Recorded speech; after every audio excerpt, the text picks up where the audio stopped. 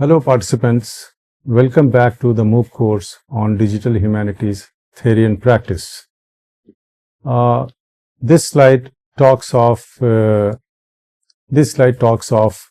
collection of early experiments evolved into recognizable methods and debates that shape the field today.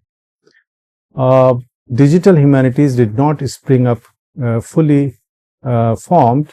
It began as isolated efforts where scholars applied computing tools to texts, linguistics, and archives.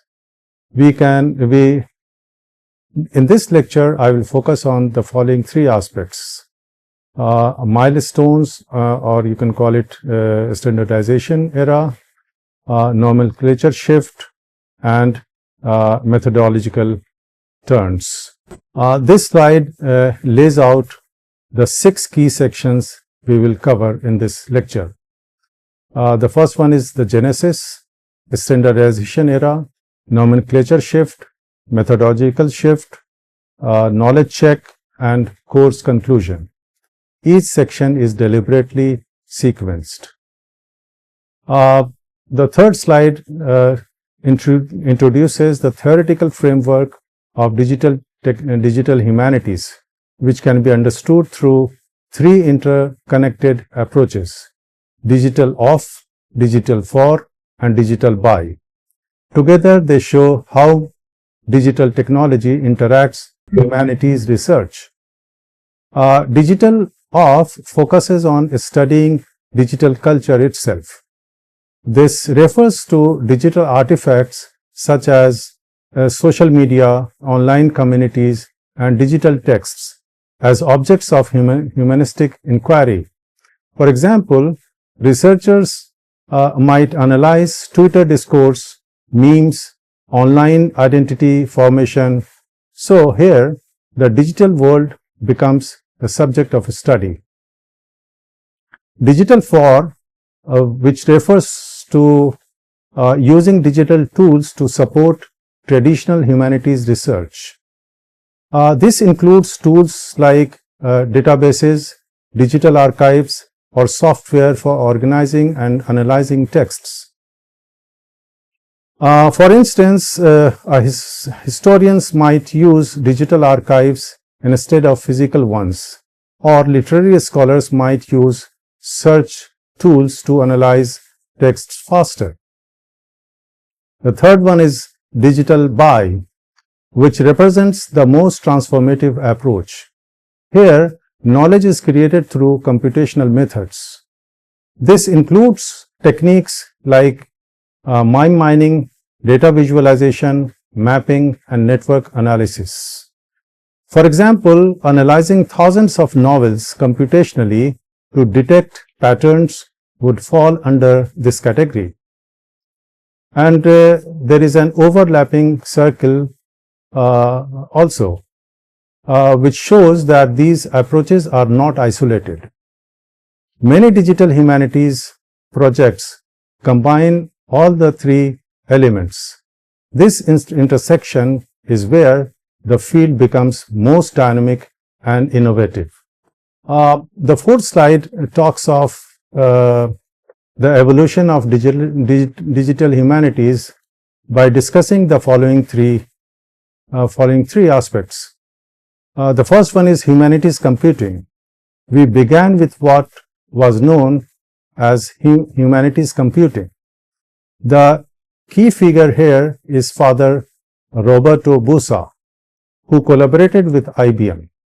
He used punch card technology to create Index Thomisticus, a massive concordance of Thomas Aquinas' works. This marks one of the first large-scale uses of computers in humanities research. The second phase is consolidation phase. We move into consolidation phase during the rise of the Internet. The development of the new World Wide Web made it easier to share and access texts globally. This phase is about building infrastructure, standard, and collaboration across institutions. In other words, the field became more organized and interconnected. The third one is the last one is digital humanities. Finally, we arrive at what we now call digital humanities. Here, the focus expands beyond text encoding to include big data visualization, data visualization, and social media analysis. There is also a strong emphasis on public-facing scholarship, that is, making research accessible to wider audience. Overall, you can say that digital humanities has evolved from using computers as tools for indexing texts to a dynamic, interdisciplinary field that redefines how we study culture, history, and society. In 1949, Father Robert Ubusa asked IBM to help create this index Thomisticus, a massive machine-assisted concordance of Thomas Aquinas, demonstrating that computers could process and analyze linguistic symbols, not just calculate numbers. Before Busa, computing was largely associated with arithmetic and tabulation. Busa's project required the machine to read textual forms, recognize words and their variants, and produce structured linguistic outputs. This work contributed to the development of tokenization, limmatization ideas, and systematic tagging. It also modeled interdisciplinary collaboration, where theologians, philologists, and engineers working together. Busa's project helped legitimate computational methods within the humanities. The index Thomisticus did not just produce concordance, it changed expectations also. Between 1950s and 1980s, computational research in the humanities evolved from centralized mainframes operation to personal desktops. In the early decades, scholars did not have laptops or even terminals. They used shared mainframes and submitted works on punch cards. The establishment of the Computers and Humanities Journal, that is CHUM, created a formal venue for reporting methods and results. Later, the Association for Literary and Linguistic Computing, ALLC, provided an organizational backbone for collaboration, conference, and standard setting among practitioners across institutions and countries. The arrival of personal computers in 1970s and 1980s decentralized access. Scholars no longer had to queue for mainframe time or rely on a specialized staff. They could experiment directly. This democratization lowered technical barriers. Early digital text projects were fragile. The challenge is exactly what the text encoding initiative addressed. The TEI established a common XML-based framework for encoding texts, so scholarly projects could be probable and transparent about interpretive choices. You might think of the following three aspects. The first one is data portability. In the late 1980s, researchers used many proprietary or ad hoc formats. TEI's approach was to define a neutral, text-focused representation so data could be moved between systems without losing meaning. When you share TEI encoded files, colleagues can read, transform and repurpose your work decades later also. The second one is TEI framework. TEI provides a rich, extensible XML vocabulary tailored for literary and linguistic texts, from simple transcription to complex critical apparatus and manuscripts. The third one is interpretive logic. Encoding is neutral. Choosing which elements or attributes to apply is an interpretive move. TEI makes those decisions explicit and machine actionable, encouraging scholars to think through and documents their editorial rationale.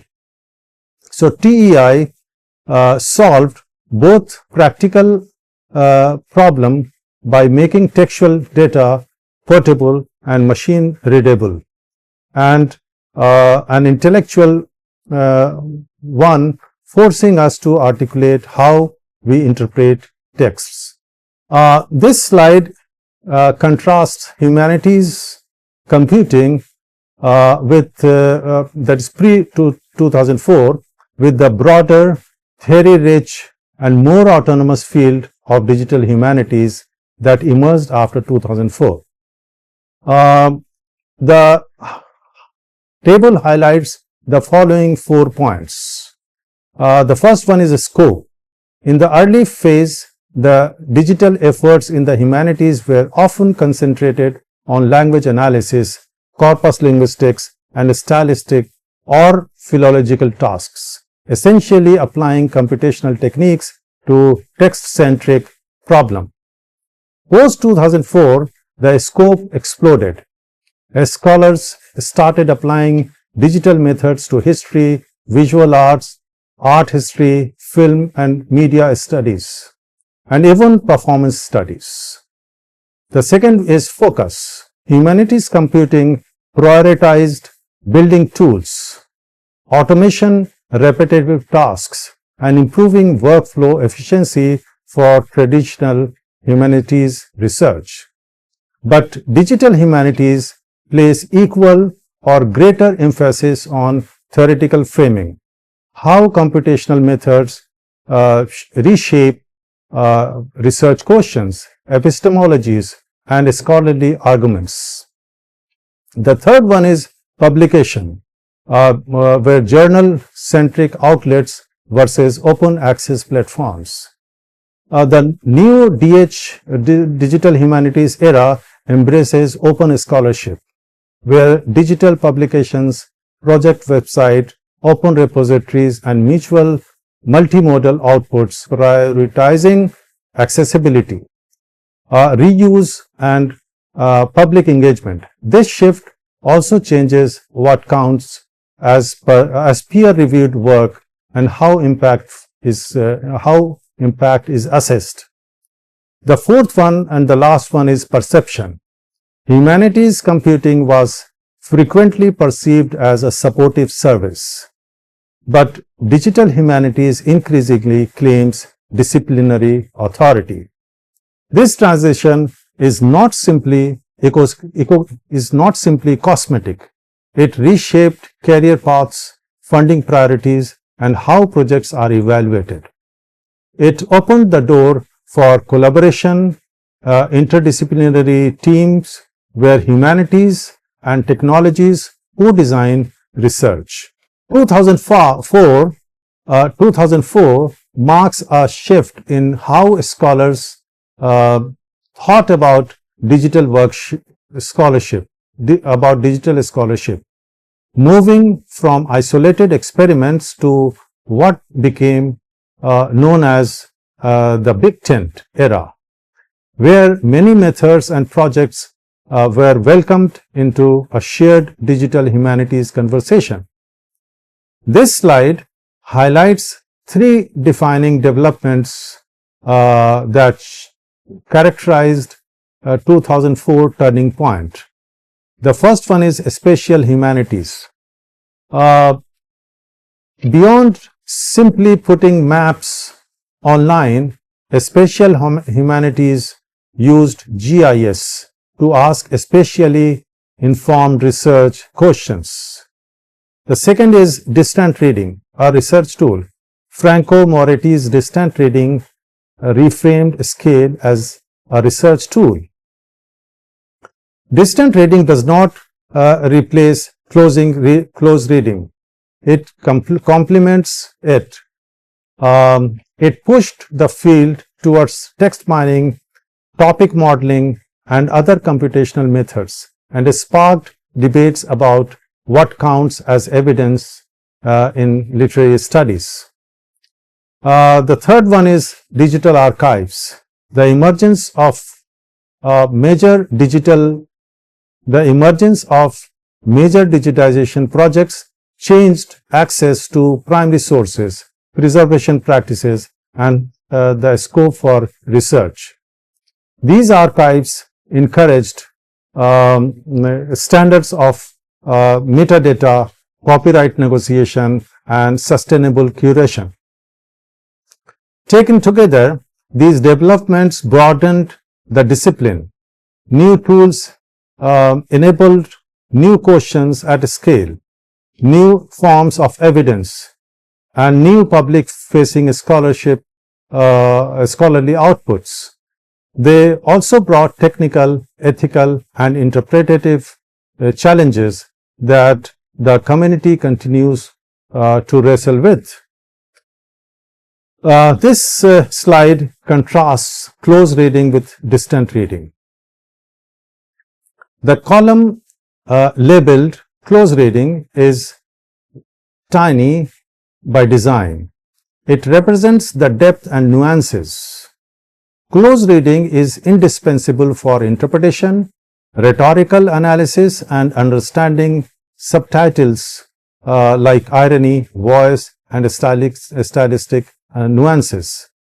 The much larger distant reading columns signals the power of computational methods to process hundreds, thousands, or millions of texts. With distant reading, we can trace the rise and fall of themes, the diffusion of ideas across time and space, or emergent genre clusters. The computational total column simply sums those approaches conceptually, combining deep interpretative close reading with large-scale computation analysis provides a fuller picture. We should not see these methods as oppositional, rather they are complementary in the humanities toolkit. We can go to the next slide, and this slide highlights the move to a genuinely global digital humanities.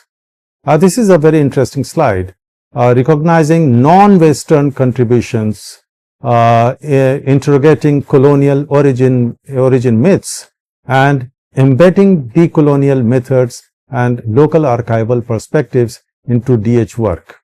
There are some key elements over here.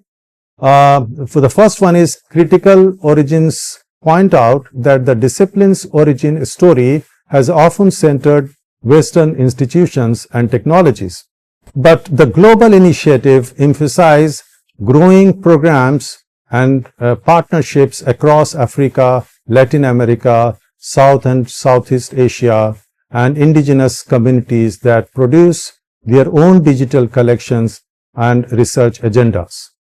It promoted richer comparative studies, new source discovery, and methodologies that shaped by local scholarly traditions. Therefore, the decolonial DH explain that decolonial approaches shift power. They prioritize community consent, reparative practices like returning or restoring access, and critique imbalanced knowledge production.